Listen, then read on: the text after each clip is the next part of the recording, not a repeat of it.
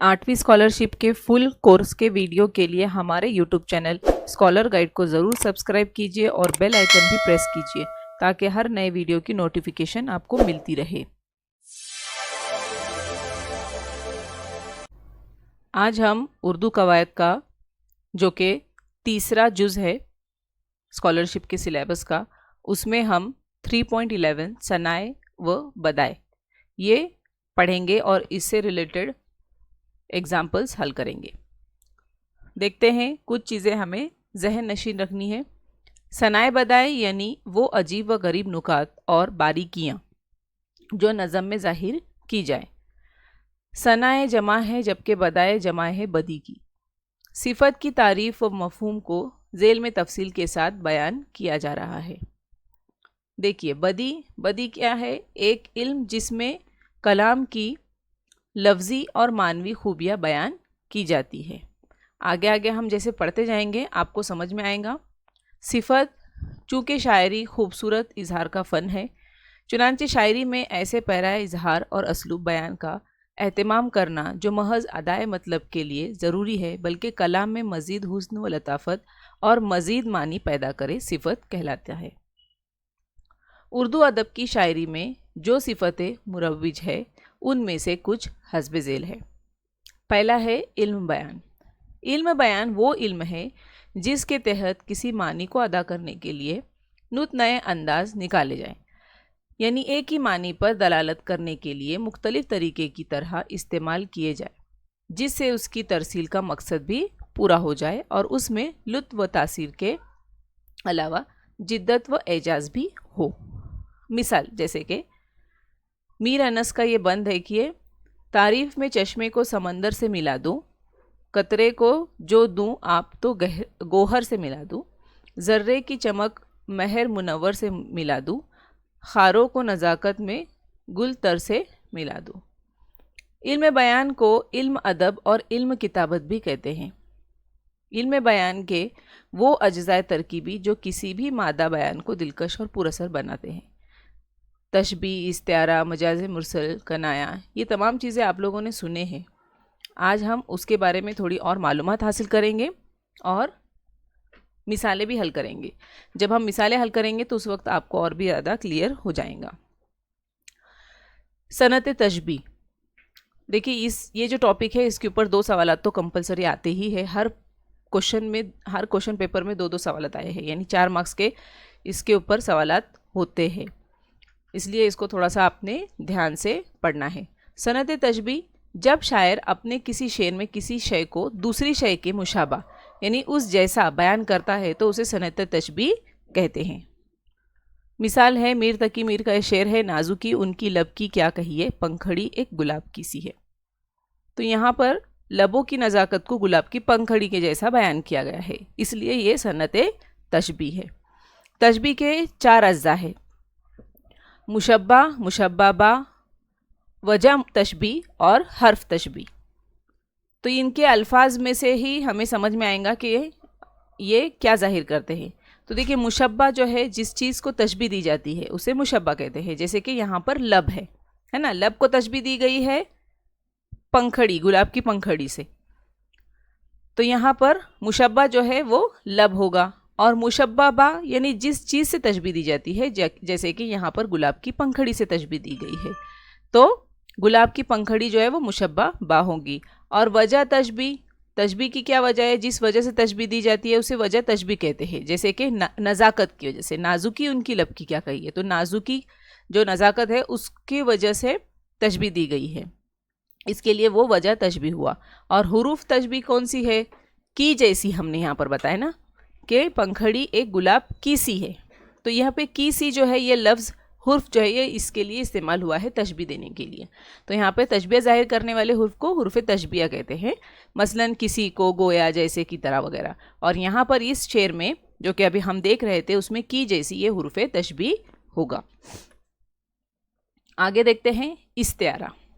जब मुशब्बा को मुशब्बा बा समझ लिया जाए, यानी किसी शय को दूसरी चीज़ के जैसा न कहते हुए बराह रास्त वही शेर करार दे दिया जाए तो उसे सनत इस्तिआरा कहते हैं। اس میں حروف تشبیہ کا استعمال نہیں ہوتا. جیسے کہ اس کے پہلے ہم نے تشبیہ میں دیکھے تھے کہ اس کو اس کے جیسا بتایا جاتا ہے نا, تشبیہ دی جاتی ہے. لیکن یہاں پر استعارہ میں ویسا نہیں ہے. استعارہ میں ڈائریکٹلی اس کو براہ راست وہی قرار دیا جاتا ہے. مثال آپ دیکھیں گے تو آپ کو سمجھ میں آئے گا کہ کسی شعر کی آمد ہے کہ رن کانپ رہا ہے, رن ایک طرف چرخ کہن کانپ رہا ہے. تو یہاں پر اس شعر میں دلیر مجاہد کو شعر کہہ دیا گیا ہے. شعر جو ہے وہ ایک مجاہد کو کہا گیا ہے جو کہ بہت ہی زیادہ بہادر ہے, اس لیے یہ سند استعارہ ہے. اب استعارہ کے بھی 3 یہاں پر جو ہے جز بتائے گئے ہیں, مستعار لا, مستعار مو اور طرفین استعارہ. مستعار لا میں جس کے لیے استعارہ استعمال ہوتا ہے اسے مستعار لا کہتے ہیں, جیسے کہ دلیر مجاہد یہاں پر, جو کہ ڈائریکٹلی بتایا نہیں گیا ہے کہ وہ کون ہے, لیکن وہ ایک کسی بہادر شخص کے بارے میں کہا گیا ہے شعر. اور مستعار مو جو ہے وہ استعارے کے طور پر بطور مستعار یعنی ادھار لیا جاتا ہے, جیسے کہ اس میں ہے شعر ہے نا. شعر جو ہے وہ کسی کو تشبیہ دی گئی ہے. کس کو تشبیہ دی گئی ہے؟ دلیر مجاہد کو تشبیہ دی گئی اسے, اور وہ ڈائریکٹلی کہا گیا ہے کہ وہ شعر کی آمد ہے. شعر کے جیسا ایسا نہیں کہا گیا ہے یہاں پہ. اگر کے جیسا کہتے تھے تو وہ تشبیہ ہوتی تھی. طرفین استعارہ دونوں مل کر طرفین استعارہ کہلاتے ہیں. تو یہ ہوا ہمارا استعارہ. اب ہے صنعت تضاد. اب تضاد سے ہی ہمیں سمجھ میں آتا ہے کہ یہاں پر ضد ہوگی. شاعر اپنے کسی شعر میں 2 ایسے الفاظ استعمال کرتا ہے جو ایک دوسرے کی ضد ہو تو اسے صنعت تضاد کہتے ہیں.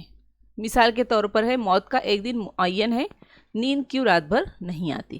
تو یہاں پہ دن اور رات یہ دونوں ایک شعر میں اپوزٹ ورڈز متضاد الفاظ دیے گئے ہیں, اس لیے یہ صنعت تضاد ہے.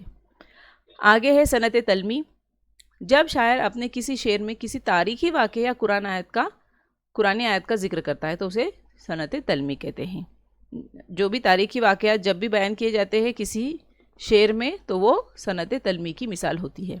بے خطر کود پڑا آتش نمرود میں عشق, عقل ہے مہو تماشائے لب بام ابھی. اس میں ابراہیم علیہ السلام اور نمرود کا واقعہ جو ہے اس کے بارے میں بیان کیا گیا ہے, تو اس لیے یہ صنعت تلمی ہوئی. صنعت مبالغہ. جب شاعر اپنے کسی شعر میں کسی بات کو ناقابل یقین حد تک بڑھا چڑھا کر پیش کرتا ہے تو اسے صنعت مبالغہ کہتے ہیں. ناقابل حد تک بڑھا چڑھا کر بیان کرنا, مبالغہ آرائی کرنا. یارو شب فراق میں رویا میں اس قدر تھا چوتھے آسمان پہ پانی کمر کمر. تو یہ جو ہے ہم اس پہ یقین ہی نہیں کر سکتے. ناقابل یقین حد تک اسے بڑھایا چڑھا گیا ہے کہ آنسو جو ہے وہ اتنے زیادہ چوتھے آسمان تک. تو یہ اس لیے ہم اسے کیا کہیں گے؟ صنعت مبالغہ. صنعت میرات النظیر. جب شاعر کسی شعر میں کسی ایک لفظ کی رعایت سے اس کے مترادف الفاظ استعمال کرتا ہے تو اسے میرات النظیر کہتے ہیں. یعنی کسی ایک لفظ کی رعایت سے اس کے مترادف الفاظ استعمال کرتے ہیں. جیسے کہ مثال دیکھیے یہاں پر, پتا پتا بوٹا بوٹا حال ہمارا جانے ہے, جانے نہ جانے گل ہی نہ جانے باغ تو سارا جانے ہے. تو اس شعر میں باغ کی رعایت سے یعنی باغ سے ریلیٹڈ یہاں پر دیا گیا ہے, اس کے مترادف الفاظ دیے گئے ہیں, پتا بوٹا گل, ان کا استعمال کیا گیا ہے. اس لیے یہ جو ہے میرات النظیر کی مثال ہے. اب تجنیس تام. جب شاعر اپنے کسی شعر میں 2 ایسے الفاظ کا استعمال کرتا ہے جو لکھنے پڑھنے اور بولنے میں ایک جیسے ہو لیکن ان کے معنی جدا ہو, اسے تجنیس تام کہتے ہیں. مثال ہے جان دیدی ہوئی اسی کی تھی, حق تو یوں ہے کہ حق ادا نہ ہوا. تو دیکھیے یہاں پر اس شعر میں 2 الفاظ الگ الگ معنی والے الفاظ ہیں لیکن ایک جیسے ہیں. جیسے کہ یہاں پر حق ہے, حق لفظ جو ہے وہ 2 مرتبہ استعمال. حق تو یوں ہے کہ حق ادا نہ ہوا. تو یہ جو پہلا والا حق ہے اس کا مطلب ہوتا ہے سچائی, سچ تو یہ ہے, اس کا معنی سچ کے لیے ہے. اور دوسرا حق جو ہے وہ فریضہ جو ادا کرتے ہیں وہ ہے حق ادا نہ ہوا. تو اس لیے یہ تجنیس تام کی مثال ہے. اگلا ہے تجنیس منحرف. اب منحرف میں دھیان میں رکھنا ہے ہمیں کہ تجنیس تام کے طرح ہی ہوتے ہیں لیکن زیر زبر حرکات کا یہاں پر عمل دخل ہوتا ہے کہ جب شاعر اپنے کسی شعر میں دو ایسے الفاظ استعمال کرتا ہے جس میں زیر زبر کا فرق ہو اور معنی جدا ہو، اسے تجنیس منحرف کہتے ہیں. جیسے کرے مس ہے، کرے مس کو گر مس تو وہ کیمیا ہو، اگر خاک میں ہاتھ ڈالے تلا ہو. تو یہاں پر پہلا والا جو مس ہے بمعنی تانیہ ہے اور مس جو ہے بمعنی چھونا ہے.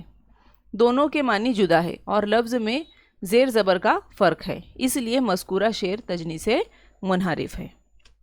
اب ہے تجنیس ناقص زائد. اب ناقص اور زائد دونوں بھی ہوتے، کمی یا زیادتی. جب شاعر اپنے کسی شعر میں دو ایسے الفاظ استعمال کرتا ہے جس میں ایک حرف کی کمی بیشی ہو، اسے تجنیس ناقص زائد کہتے ہیں. کمی یا بیشی ہو، الفاظ کی حرف جو ہے وہ کم زیادہ ہوتے ہیں. جیسے کہ ابھی مثال دیکھیں گے تو آپ کو سمجھ میں آئے گا. اور لے آئیں گے بازار سے گر ٹوٹ گیا، جام جم سے میرا جام سفال اچھا ہے. وضاحت درج بالا شعر میں دیکھیے جام اور جم میں ایک حرف الف کی کمی بیشی ہے، اس لیے یہ شعر تجنیس ناقص زائد ہے. اور یہ والا شعر جو ہے وہ تلمی کا بھی ہے. اب ہم کچھ مثالیں دیکھتے ہیں. درج ذیل اشعار کی صنعت پہچانی ہے. اسی طرح کے سوالات آتے ہیں. دیکھیے ابن مریم ہوا کرے کوئی، میرے دکھ کی دوا کرے کوئی. تو یہاں پر ابن مریم یہ جو ہے تلمی کی مثال ہے کیونکہ یہ تاریخی واقعے پر منحصر شعر ہے، اس لیے یہ نمبر 1 کا ہمارا آپشن صحیح ہوگا. اگلا ہے کیا نزاکت ہے کہ توڑا شاخ سے جب کوئی پھول، آتش گل سے پڑے چھالے تمہارے ہاتھ میں. یہاں پر اس شعر میں مبالغہ آرائی کی گئی ہے کہ یہاں پر پھول جو ہے گل، اس کی نزاکت و غصے کی آگ کے اثر سے گلچی جو پھول توڑنے والا ہے اس کے ہاتھ جل گئے ہیں، یہاں تک کہ ہاتھ میں چھالے پڑ گئے ہیں. تو اس لیے یہ بات جو ہے وہ ناقابل یقین ہوتی ہے، اس لیے یہ مبالغہ میں آتی ہے، اس لیے ہمارا 3 نمبر والا آپشن صحیح ہے. اگلا ہے تیرے سر و قامت سے ایک قد آدم، قیامت کے فتنے کو کم دیکھتے ہیں. یہاں پر تیرے سر و قامت سے ایک قد آدم، قیامت کے فتنے کو کم دیکھتے ہیں. قامت اور یہاں پر قیامت، یہاں پر حروف جو ہے کاف الف میم تے ہے، کاف یہ الف میم تے. تو یہاں پر یہ جو ای ہے اس کا صرف یہاں پہ کمی بیشی ہوئی ہے، اس لیے یہ شعر جو ہے تجنیس ناقص زائد والا ہوگا، یعنی ہمارا 2 نمبر والا آپشن صحیح ہے. اگلا دیکھتے ہیں. صبح ہوتی ہے شام ہوتی ہے، عمر یوں ہی تمام ہوتی ہے. تو یہاں پہ صبح اور شام جو کہ ایک دوسرے کے ضد ہے، اس لیے یہ صنعت تضاد ہوا، یعنی ہمارا 4 نمبر والا آپشن صحیح ہے. اگلا ہے یک بیک گھبرا کر وہ اٹھا پکار، مار تیرے ہاتھ میں ہے اس کو مار. اس شعر میں دیکھیے مار اور مار 2 مرتبہ استعمال ہوا ہے، لیکن ان دونوں کے معنی جدا ہے.